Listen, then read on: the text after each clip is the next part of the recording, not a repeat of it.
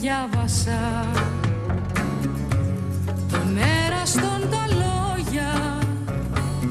πως είναι σπίθες και φωτιά, μα λέξεις μες στα χρόνια,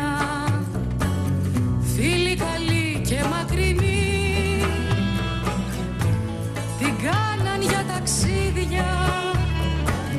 εκεί που ο νους μόνο μπορεί, και ήφυγε απ' τα ίδια. Με πιάσε πίκρα ξαφνικά κι ο νους με βγάζει πίσω, μαύρα πανιά οι σκέψεις πως την ξενιτιά